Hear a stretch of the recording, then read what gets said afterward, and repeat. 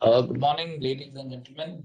Uh, Today we have a very eminent speaker with us, Ms. Nandita Baruah, who's an expert on Southeast Asian affairs, and she'll be speaking to us on a very interesting topic on the invisible frontlines as they exist, particularly to Southeast Asia. That is the reference point, and the impact of the disturbances, war that has on women in particular, and the migration of population that happens due to various conflicts that occur in regions which have disputed borders. Without wasting time, I'll ask my research assistant Manish to give the bio of the speaker, and thereafter I'll request Mr. Anita to take. Good morning, everyone. Today we are honored to have Ms. Nandita Baruah, who has over 35 years of experience working in development sector in Asia. The country representative India at the Asia Foundation, an international development agency which has offices in 18 Asian countries. She has served in leadership positions in the Asia Foundation and in the offices of Cambodia and Nepal. Ma'am has held senior technical and leadership positions with several multilateral and bilateral development agencies across South Asia, including UN ODC, UN Women, CIDA, and USAID. She has designed and led national and regional programs. Her portfolio of engagement spans gender-based violence, feminist foreign policy, geopolitics, trafficking, migration, climate and environmental governance, regional trade, and work development. Among her many honors, ma'am has awarded the President Prime Minister's Gold Medal by the Government of Cambodia in recognition of her technical support for developing victim policies and practices in Cambodia. She has worked in multiple countries in South and Southeast Asia, including Bangladesh, Bhutan, Cambodia, Nepal, Sri Lanka, besides providing technical assistance to programs in Mongolia. She has done her MA and MPhil in History and Political Economy from Jawaharlal Nehru University. Yeah, ma'am. Thank you. Thank you so much. And it's indeed, I'm really pleased to be here with all of you today. If I can just begin by saying that, my portfolio is largely been related to issues of women and marginalization in South and Southeast Asia. And migration is something that I've worked quite extensively on because it intersects with a lot of work that I've done with regards to human trafficking, illegal migration, forced labor, etc.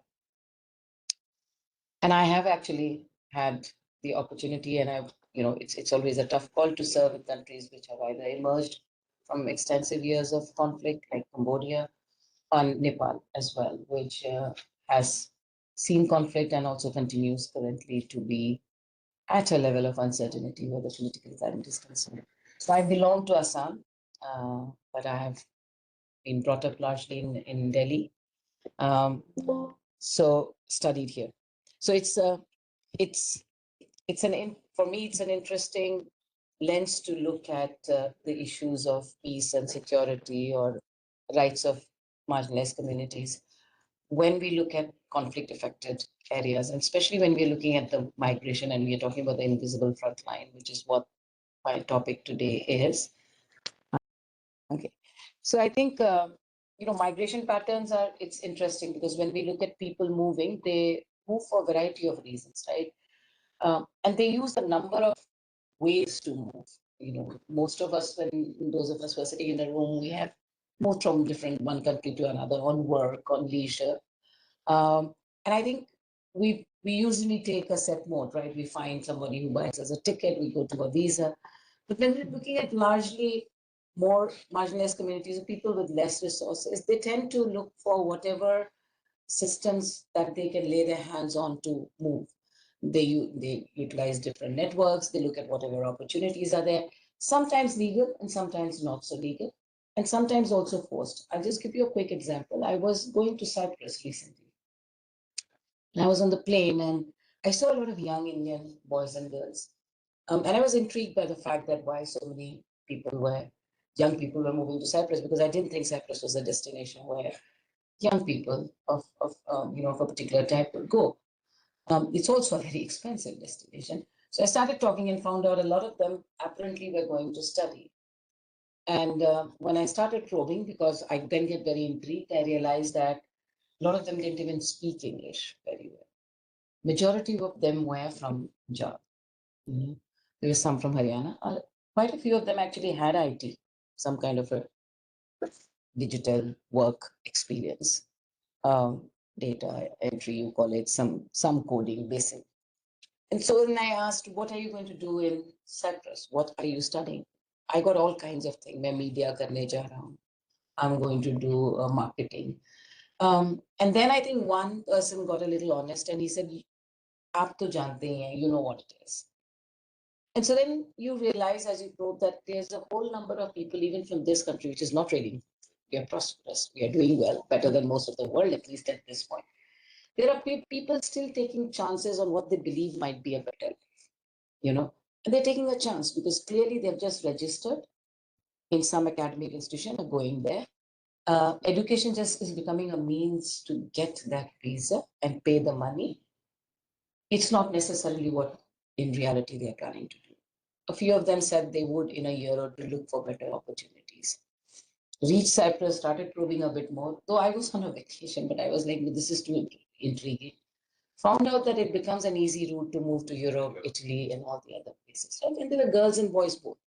So that's when we talk about migration, people's movement are driven by a variety of factors, and usually it's the hope that I might find something better. Sometimes even from a better situation, you want something better, and that's aspirational. We can't do anything much about it. But to me, it was also very much like, okay, then how do we, what do we do about this whole problem here? And then when we looked at women, they are much more vulnerable, obviously, because one, their security is a bigger issue. They have less access to resources, to information, to networks, right? Most of the girls didn't have a network even in that flight. Most of the boys knew each other. Most of the girls were sole travelers, like one either say, they were all being got together. Now consider this in a situation where India is, and consider this as the DDG said, in a situation where there's been conflict, right? So gender definitely plays a much more critical role based on the social, economic, and political conditions in which women live and operate. So here you have women relatively, and they are paid a hefty sum to get to Cyprus. So because they were also in a flight, they also had a visa, they also had some registration in some academic institution. But a lot of women, when there is intensive conflict, say for example, when we look at Nepal during the conflict period, or you're looking at the African countries, they are moving without even any kind of basic formal documentation. So you are at the mercy of those who are making you move. So it's a big risk. Then I think what happens is once you reach a country, it's your relationship with that country that matters on how you will end up and what role you will play in the country. Because in every country, one thing we have noticed that once you reach, if you have a good relation with the government to government relation, sometimes it's easier to seek help. Let me give you an example in Nepal. I think when a lot of women were migrating to Nepal, from Nepal to the Middle Eastern country, in the name of labor, there was a huge amount of exploitation, huge, extensive labor exploitation. They were told they are going to get a job, but they were actually being put into all kind of nefarious activities, into commercial sex, into forced labor, locked up in rooms. Multiple cases were happening. But I think what worked, and when the government realized, it's whether you are then able to bring those people back from those countries and whether they can go to your embassy or some place to seek help. And that works. But if you don't have a relationship with those countries to where your people are migrating, it's impossible to extradite you if you are in trouble or if you are being completely exploited. And we have seen that repeatedly. In the case of Nepal, at least with Middle East, I think we were able to pull the relational issues, talk about it, and then the embassies jumped in, and then that became a safe house. And slowly the government started tightening the systems on how these women were going, because the illegality of movement starts at source, not at destination. The destination has a role, but where you're beginning, that's where the illegality starts. And that's where the problem happens. Also, I think for women and marginalized communities, it's worse, basically, depending on whether you end up in a country where gender norms are worse, where you're not allowed to go out, where you are, you have to behave in a particular way, dress in a particular way, and where also in countries where if you are a transgender person or a sexually different person, there are more repercussions. So then you end up in deeper trouble than you thought you were when you were in your home country. So those are issues. Now the question is, people still have to survive when they reach somewhere, right? Next, please. And so, like I said, these could be all the reasons why people are going: climate disaster, economic migrant, educational. Sometimes it's called educational, but maybe not. Political migrant, forced, undocumented, family war. Now let's look at just, we don't have the time to go through all of that. I'm just going to look at the forced migration and the intersection between war and political migration, right? Now, forced migration is, so we talk, forced migration is how you view it. Like a lot of people, because there are no economic opportunities in the country of origin, are forced to move. They move because they have nothing to survive on. A lot of people from the upper hills, even in Cambodia and Nepal, were moving because they just didn't think they have anything to survive on. But a lot of the time, it's that rushed force when there's a war, or when there is a attack against a certain community. We saw that in the case of the Rohingyas, for example. We've seen that in the past when we had the war with Bangladesh. There was a lot of movement of people wanting to escape for their lives. You see that in Sudan all the time. You see that in the African countries. Um, Currently, there is some kind of a conflict going on between the Thai and Cambodian border. It's been there ever since I was there. It's on and off. But even there, you do see a lot of people, because generally in times of peace, people move across to do work this side and that side. But when there is a war and a conflict, that whole movement becomes a challenge. We saw a lot of people moving into our borders when Nepal was in conflict, at the height of the Nepal's conflict. Again, for us, at least, we have an open border, so there was a little bit more safety for those who were trying to get in. But when there isn't that, there is this pushback, right? And so you have a greater risk. You are moving more illegally. You're walking in through more dangerous territory. And I think at that time, the person who's moving is thinking it's just survival. He's not, he or she is not thinking anything. And in that process, to survive, sometimes they make choices. They're like, I have to survive. I have to take myself, my children to the other side. And that's when the second layer of exploiters come in to add another layer to say, you can go there if you carry this, or if you do this. And then that's when you start using refugees, forced migrants, and war migrants as tools for other forms of aggression against people, either the destination you are going to or in another country. So a lot of the migrant people who move as data entry, for example, we found that in Cambodia, or even these young people who are going to Cyprus, would be forced to actually do data fraud, cyber fraud, put in rooms against their wills, against different countries and people, maybe your own country.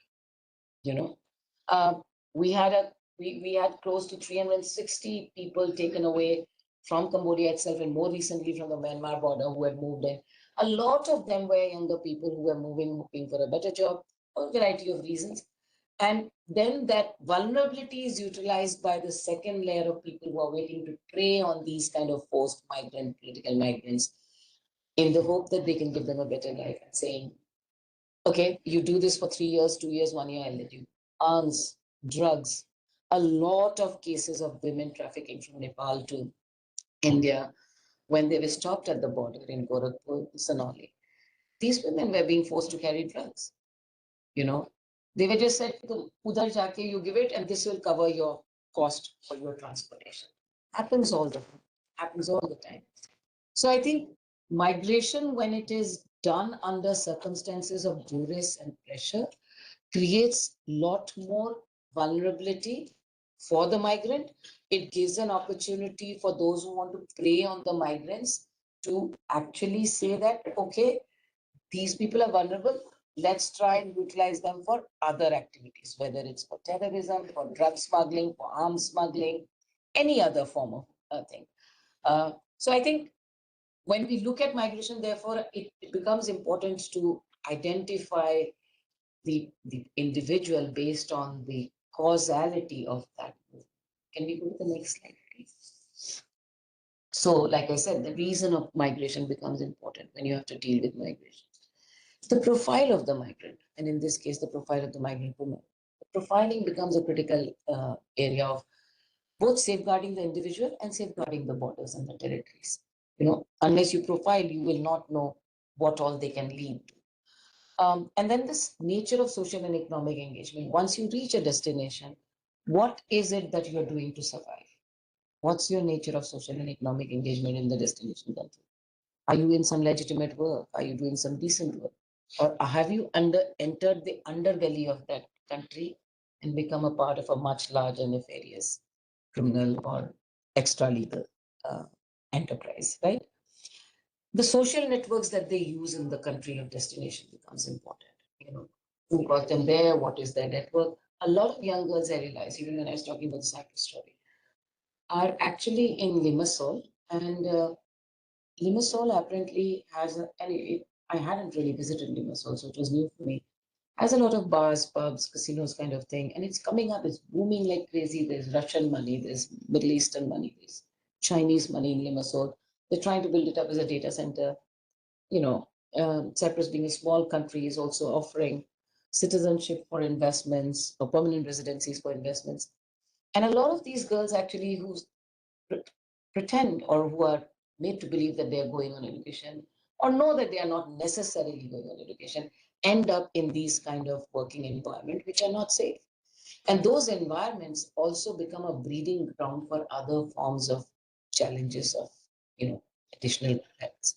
So I think that becomes important, which is why the last point, which is the governance norms and rules in the destination country are very important.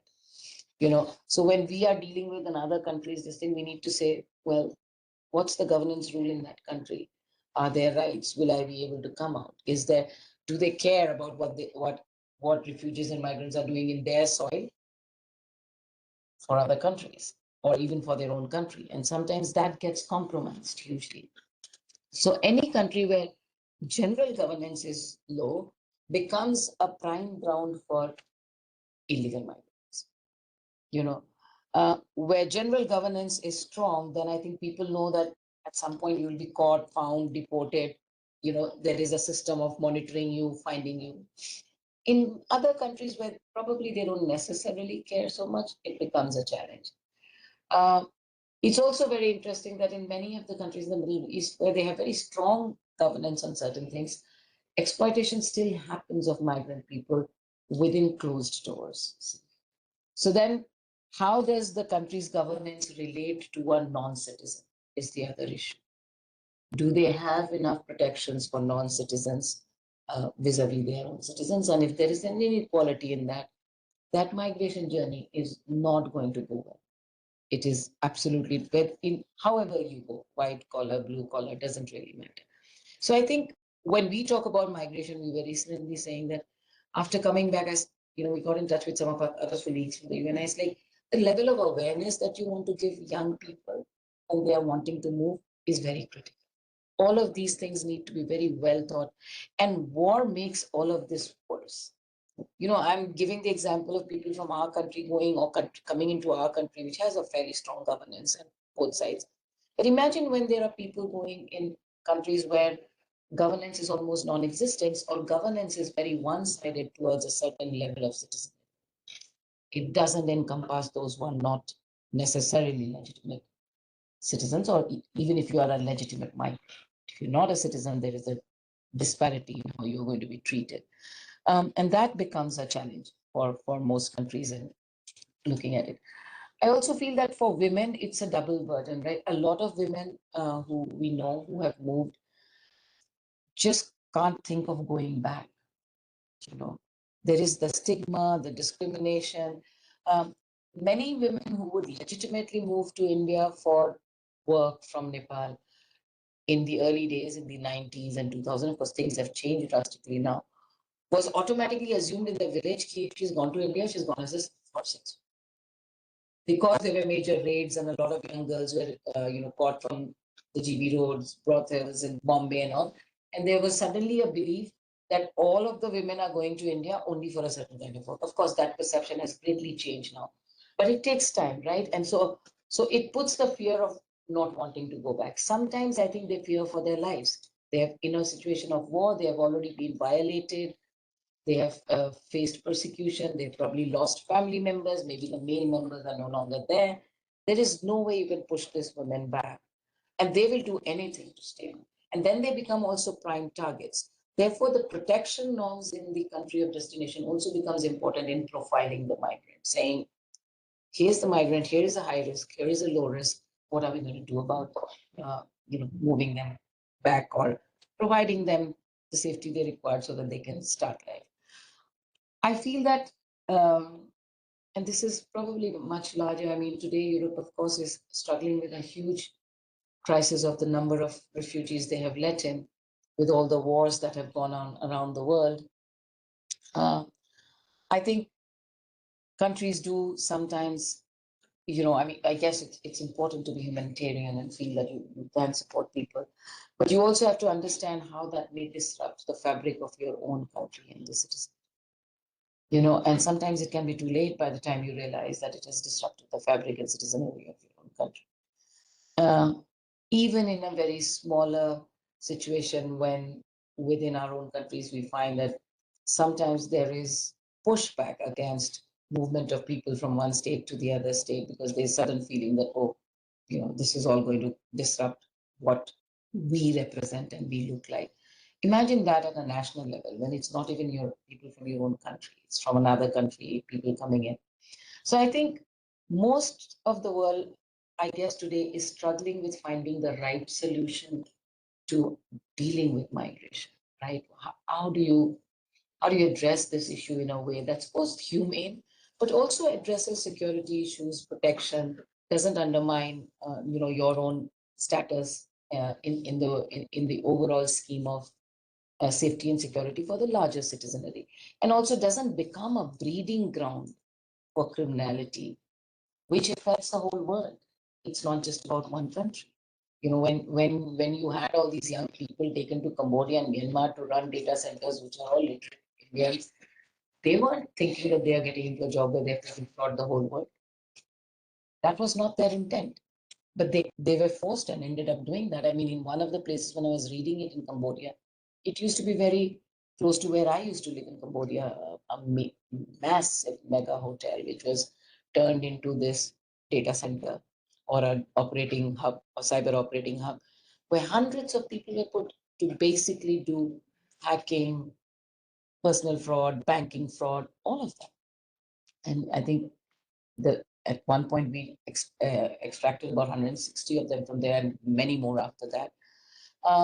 And now it's becoming a bigger challenge, because I think a lot of what we are saying, migration related vulnerabilities, are much more amplified in the digital space today.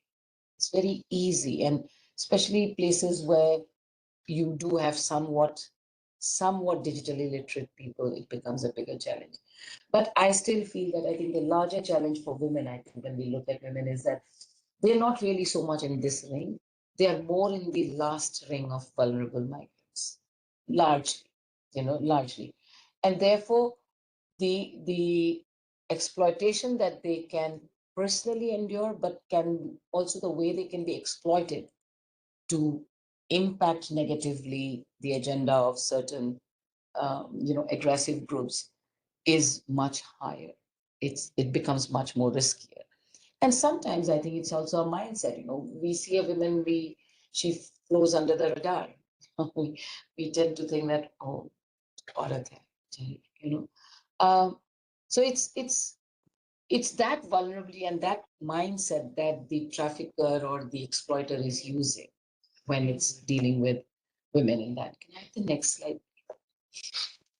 Now, our India's primary concern, of course, is the cross-border infiltration and impact on internal stability. I belong to Assam, so I can tell you that my MPhil was interestingly on a political economy of migrant farmers and migrant workers in Assam. If you look at, for those of you who know, it's the geography of Assam is such that it has the lower Assam, which is the Sapori, which is next to the Brahmaputra, and the rest of Assam. A lot of migration happened in the early 70s into Assam because of the war in Bangladesh, people being disenfranchised, lack of opportunities.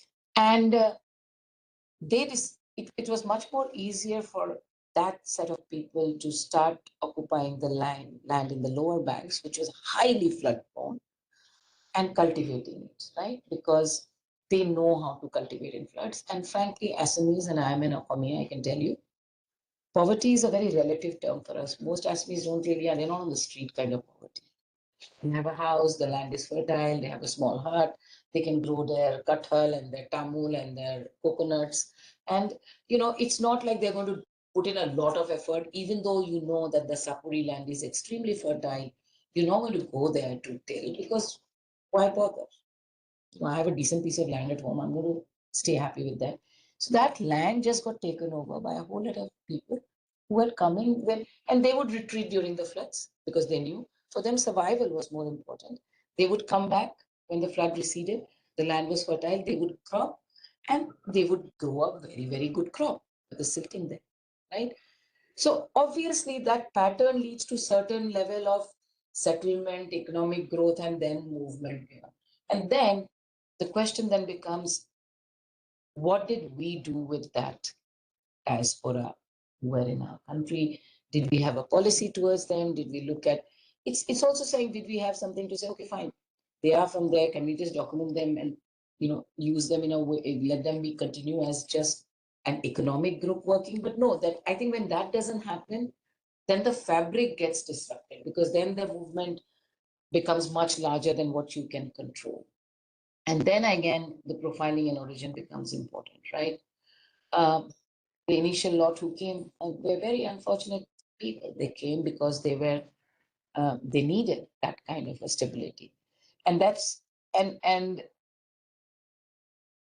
not recognizing that as the primary factor for them being there, and therefore having a robust policy to make sure, okay, we get it.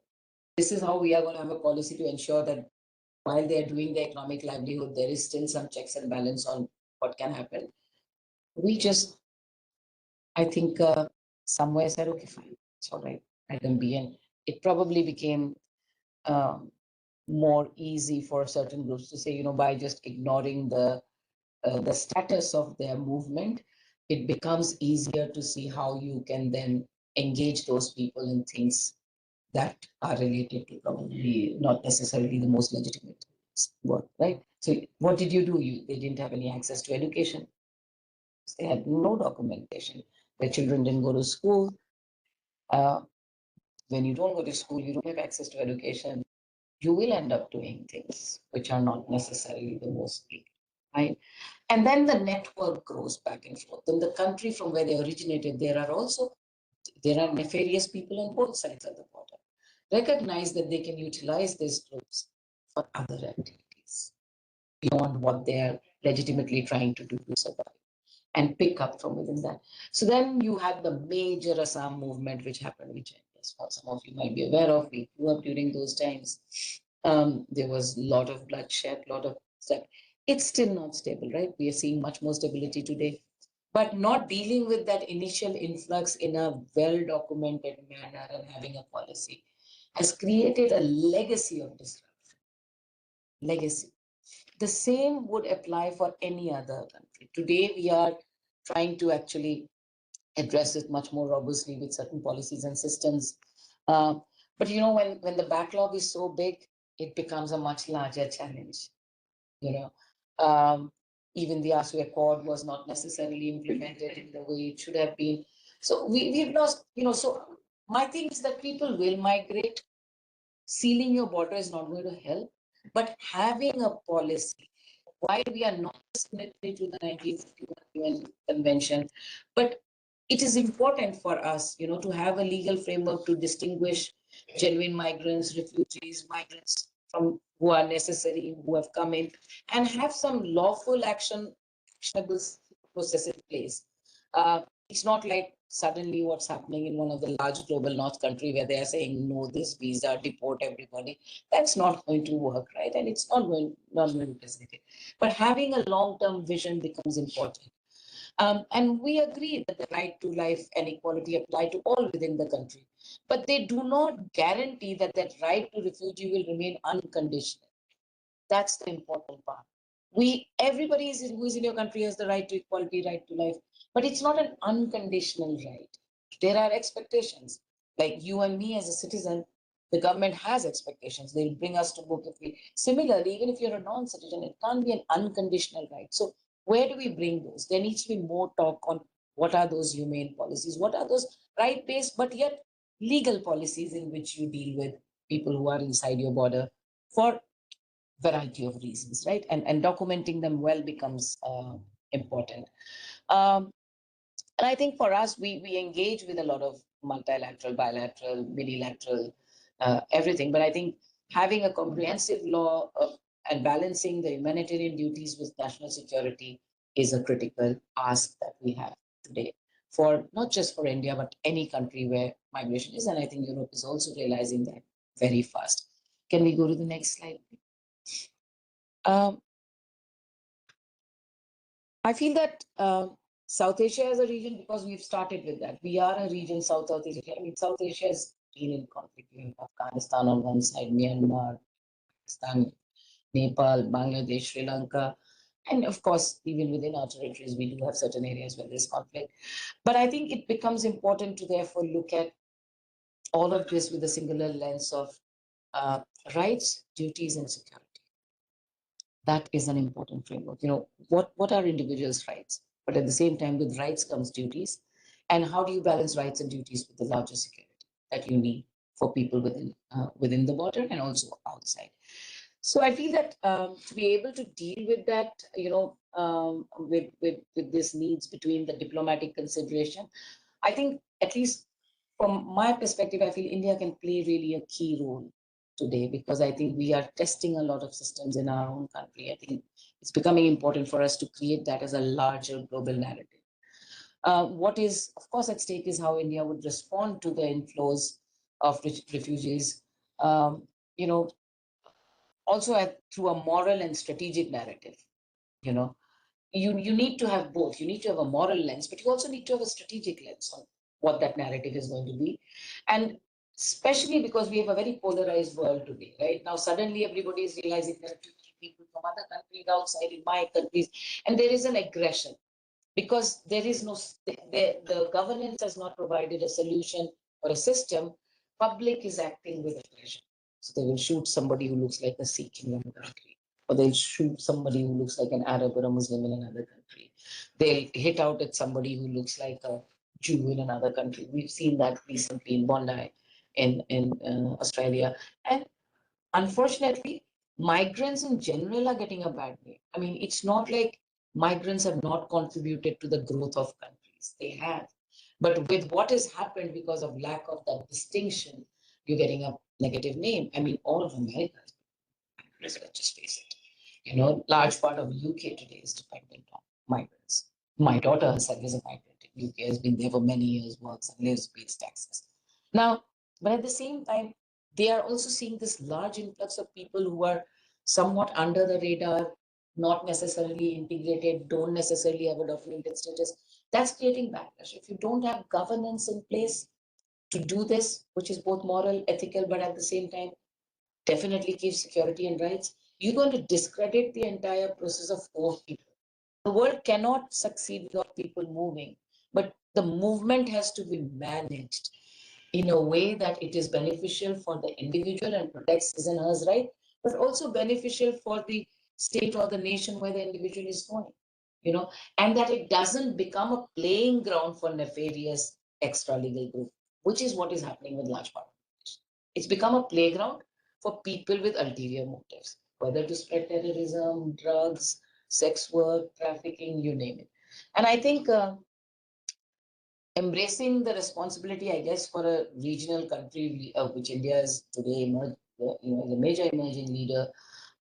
It has to be much more, identity contingent approaches, and imagine a migration framework which is rooted in foresight, which is both right-based and geopolitically mature. I think you can't really ignore geopolitical realities when you deal with migration. When I say you can't really take and have a same migration policy for a known hostile nation that you would have for a known friendly nation, right? You can say that the two individuals are both migrating, but there is always that geopolitical challenge because it's very difficult to do a case by case individual assessment in large movements. So if you have a geopolitically hostile nation, obviously you will have to be a bit more suspect about how you want to deal with that migration. So that geopolitical maturity, you can't say, oh, I have a linear migration policy, everybody's welcome into my country. That doesn't really work. We would like to in an ideal world. But then there at the same time, you also say every migrant is bad because I have hostile nations from whom I don't want. That's also not right. So I think that maturity of how do you balance geopolitics with your governance, how do you put the individual definitely at the center, but the risks for both the individual and the national security, because an individual is compromised. It's also a compromise for the individual. It's a compromise for the overall security and safety of citizenry, but it's also for the individual.